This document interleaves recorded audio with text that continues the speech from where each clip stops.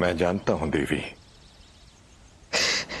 वो कौन सी पीड़ा है जो आपके कोमल मन को इस प्रकार मथ रही है। कल जो दैवीय घटनाएं घटी हैं, वो किसी भी सामान्य मनुष्य के लिए अकल्पनीय है और इन अकल्पनीय घटनाओं के साथ सामंजस्य बिठा पाना वास्तव में बहुत कठिन है।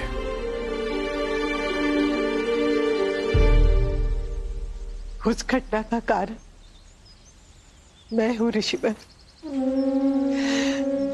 अब बोध हो रहा है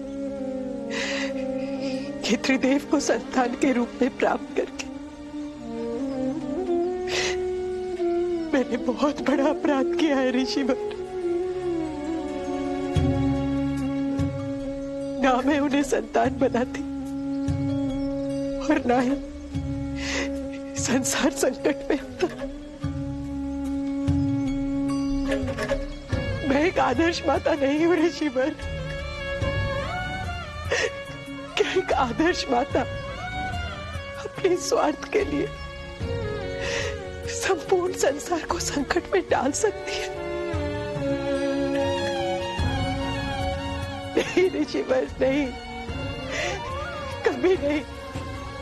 मैं बहुत स्वार्थी हूं। मेरा मातृत्व बहुत संकुचित है और शिव के साथ ऐसे स्वार्थपूर्ण प्रेम अनुचित है ऋषिवर।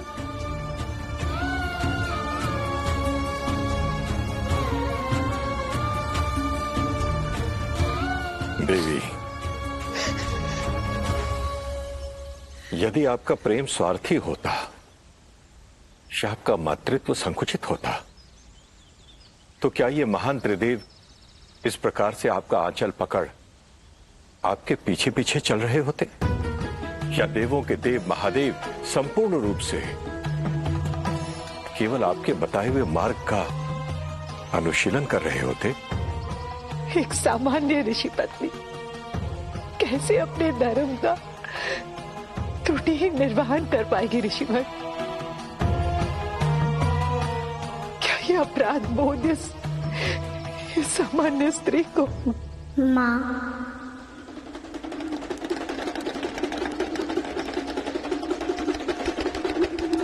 आप सामान्य नहीं हैं।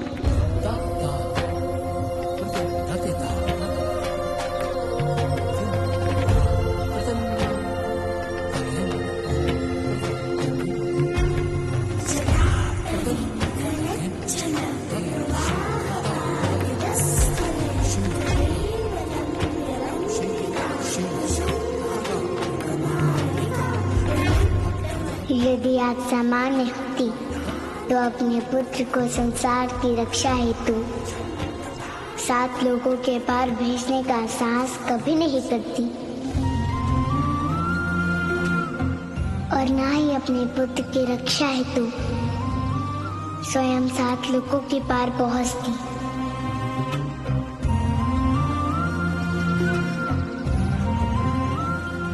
आप अपने सामान्य पुत्र को सदा अपने साथ रखिएगा माँ। माँ है तो पुत्र पूर्ण, माँ नहीं है तो पुत्र अपूर्ण।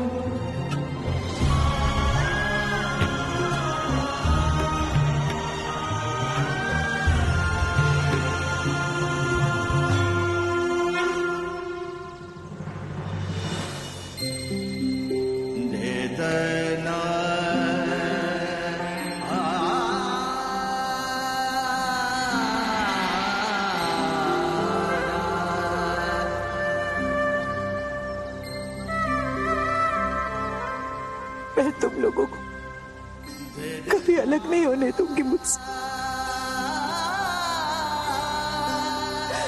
कभी नहीं।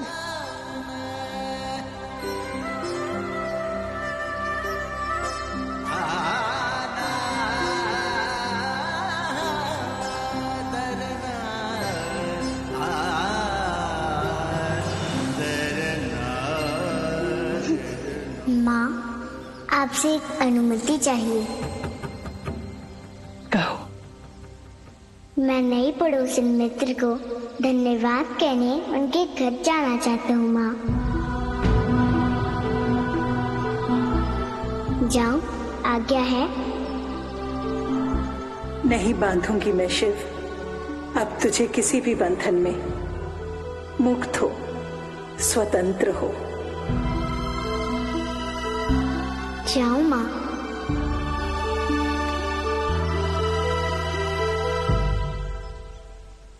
हाँ, अनुमति है।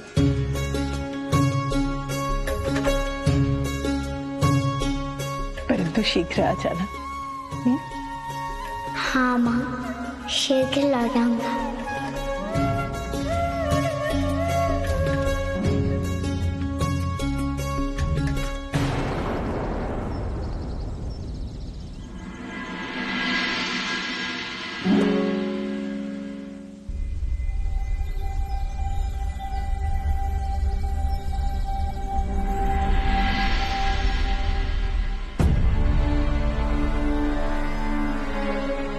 ऋषिवर,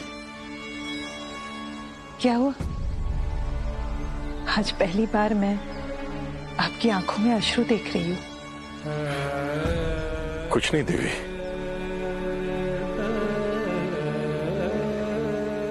बस कल की घटनाओं से मुझे महान त्रिदेवों के और विशेषकर जन्मे महादेव के जन्म का भेद समझ में आ गया है। कैसा भेद ऋषिवर? सामान्य मनुष्यों की पवित्र शक्तियों को जागृत करने आए हैं महादेव।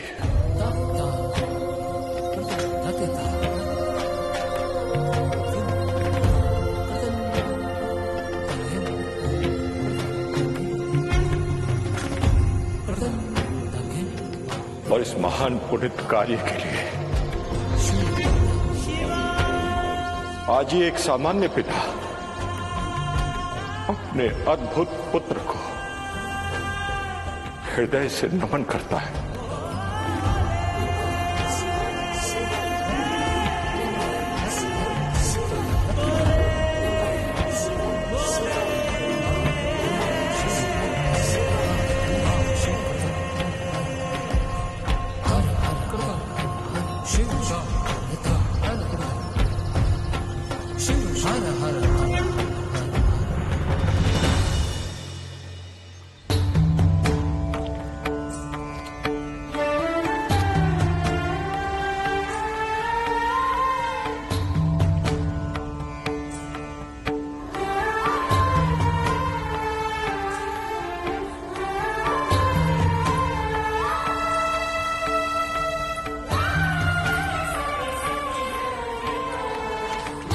उमा, ये इतनी सारी मिट्टी क्यों गूंद रही हो? अपने महादेव को बाल रूप में पाने के लिए।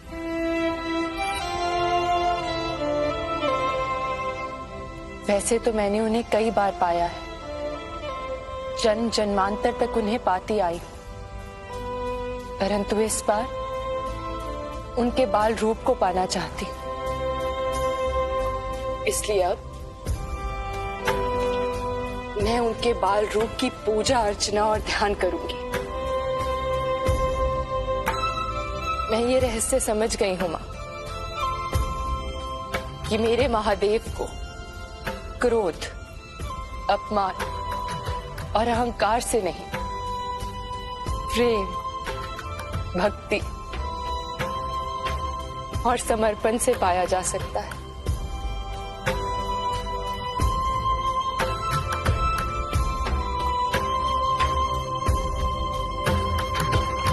और बाल शिव को पाकर ही मैं अपने महादेव को पा सकती हूँ।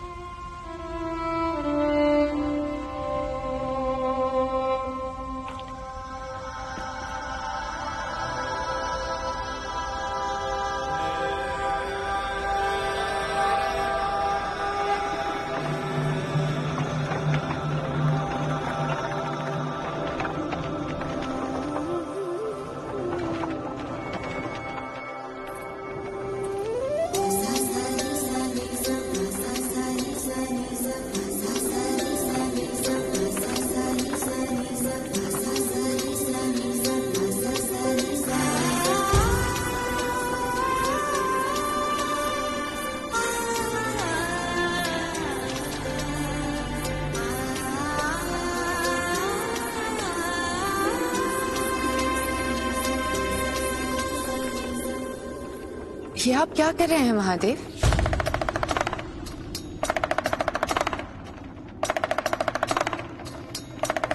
पात्र बना रहा हूं। वो भी नश्वरता का प्रतीक, मिट्टी से। आश्चर्य की बात है महादेव, संसार से दूर रहने वाले सांसारिक मिट्टी से सांसारिक वस्तु का निर्माण कर रहे हैं। ऐसा क्यों? अपने संसार के लिए। और कौन है आपका संसार? तुम हो मेरा संसार प्रिया।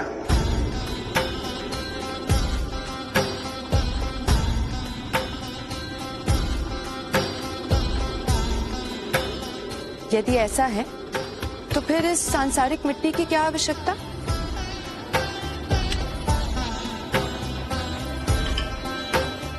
अनश्वरता के साथ नश्वरता का सायुज्य ही जीवन है प्रिय। समझ गई महादेव। अब विवाह हुआ है तो संसार भी तो मिलकर ही बसाना है।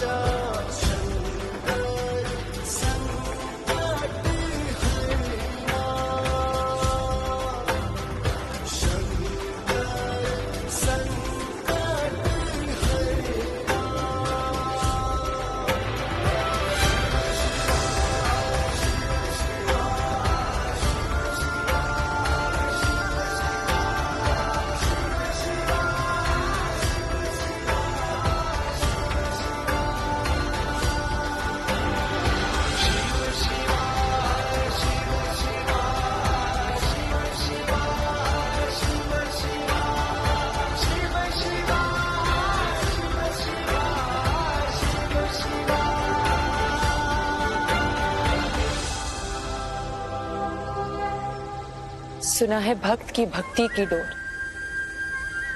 भगवान को भक्त की ओर खींच लाती है। मुझे विश्वास है कि आप अवश्य मेरी ओर खींचे चले आएंगे।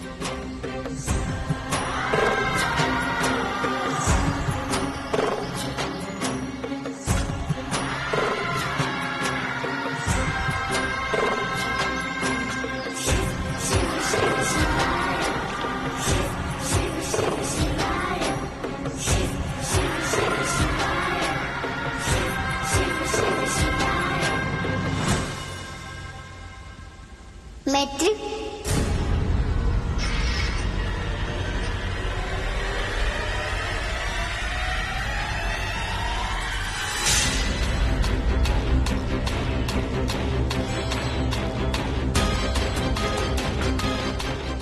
मुझे मित्र को रोकना होगा जब तक कि ये प्रतिमा पूर्ण नहीं हो जाती।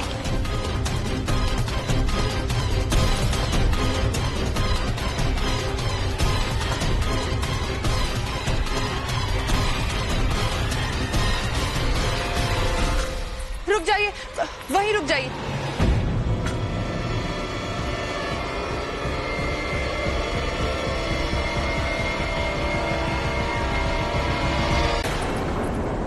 क्यों मित्र? आपको सामान्य शिष्टाचार का बोध भी नहीं है? किस शिष्टाचार का उल्लंघन किया मैंने? बिना मेरी अनुमति के मेरे भवन में आने के शिष्टाचार का।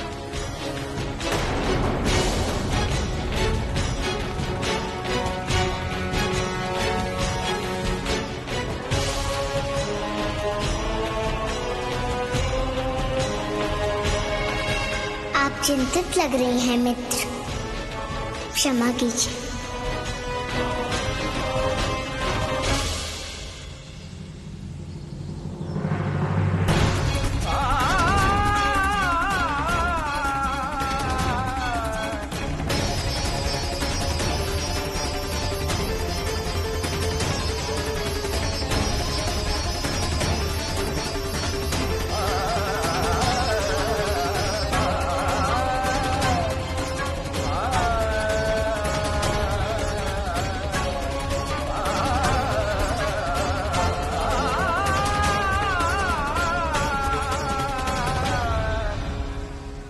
मेरे इस अशिष्ट व्यवहार के लिए मुझे क्षमा कर दीजिए महादेव। मैं आपकी अधूरी मूर्ति आपको नहीं दिखा सकती। इस अधूरी मूर्ति को देखने के उपरांत आपके मन में पुनः कई प्रश्न जन्म लेंगे, जिनका संतोषजनक उत्तर मैं आपको नहीं दे सकूंगी। इसीलिए मुझे ऐसा करना पड़ा। मुझे दुख है मित्र कि मेरे कारण अभी आपको वापस लौटना पड़ रहा है। क्षमा महादेव, क्षमा।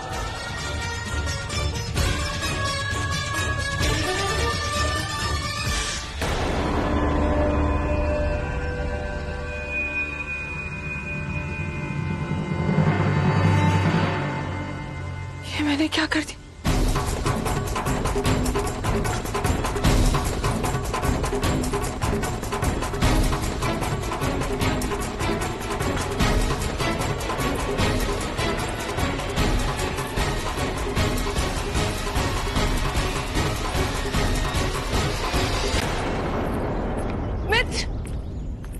रुकिए मित्र, रुकिए।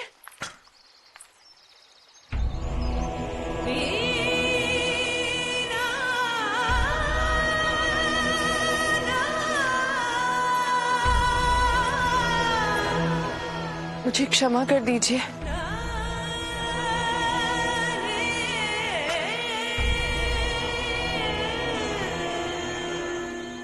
कैसी क्षमा मित्र? अपने व्यवहार के लिए। परंतु मित्र, क्षमा तो मैं आपसे मांगने आया था।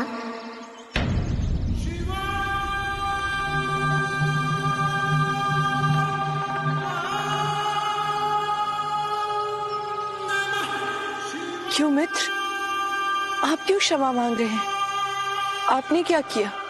मित्र, मुझे क्षमा कर दीजिए कि प्रलय काल मिटने के उपरांत आपको बिना धन्यवाद दिए चला आया।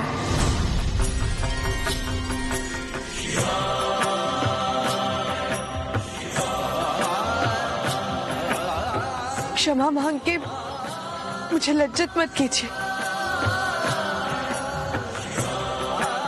उस प्रलय काल में आपको अपने इस मित्र का स्मरण था, जिसके कारण आज मैं अस्तित्व में हूँ। उसको विस्मृत करने का कोई कारण नहीं है मेरे पास।